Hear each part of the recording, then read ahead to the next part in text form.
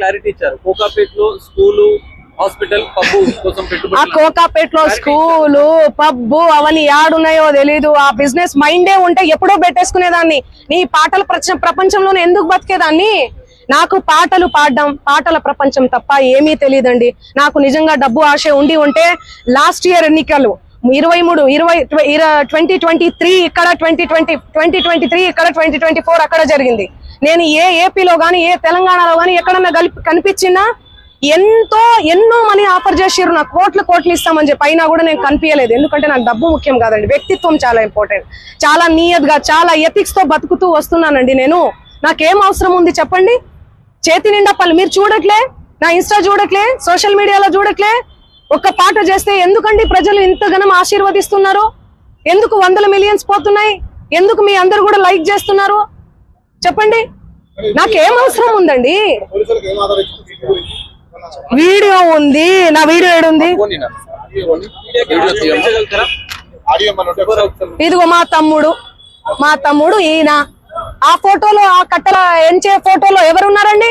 వీడియోలో కట్టలు పైసలు ఎంచే వీడియోలో ఎవరున్నారు? ఈ ముఖం ఉందా? సంబంధం లేని విషయం, మాకు సంబంధం లేని విషయం తెచ్చి మా మీద ఎందుకు రుద్దుతున్నారు అనేది నాకు అర్థం కావట్లేదు.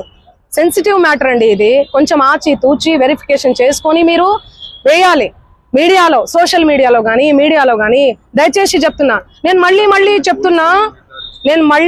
చెప్తున్నా, తనది గిన నాది గిన ఇందులో ఇన్వాల్వ్మెంట్ ఉంది అంటే మీరు ఎక్కడికన్నా రమ్మని చెప్పండి, నేను సిద్ధం. మీడియా మిత్రులందరికీ కూడా చెప్తున్నా, నాది ఇన్వాల్వ్మెంట్ లేదు ఈ కేసులో అని అంటే గిన మీరు ఆ సుబ్బు అనే అడ్వకేట్ ని మీరు ఏం చేస్తారనేది నాకు మాట ఇవ్వాలి. సిద్ధమా? దానికి చెప్పండి, సిద్ధమా? చెప్పండి. మీరు ఇంతగనం నన్ను క్షోభ పెట్టాడు కదా, ఇంతగనం నన్ను హరాస్ చేస్తున్నారు కదా, ఎక్కడ చూడు మంగ్లీ. మంచి విషయాలు ఎక్కడా స్క్రోల్ చేయరు. ఈ విషయాలు, ఈ నెగటివిటీని ఎందుకు ఇంత సెన్సేషనల్? మీరు మీడియాను అస్సలు తప్పు పట్టలే నేను. మీడియా అదే చెప్తున్నా. నేను ఏమని చెప్పా? మీడియా ఫ్యామిలీ నుంచి వచ్చాను చెప్పానా? అదే చెప్తున్నా నేను. మీ పేరేం పేరు? సాగర్ గారు. నేను అదే చెప్తున్నా, మీడియా ఫ్యామిలీ నుంచి వచ్చాను సాగర్ గారు. ఇన్స్టాగ్రామ్ లో ఆ రీల్స్ అవన్నీ మీ చెల్లి మీదనో మీ అక్క మీదనో వస్తే మీరు ఎంత బాధపడతారు? నేను అదే చెప్తున్నా. మీడియా నుంచి ఒక్కొక్క మెట్టెక్కి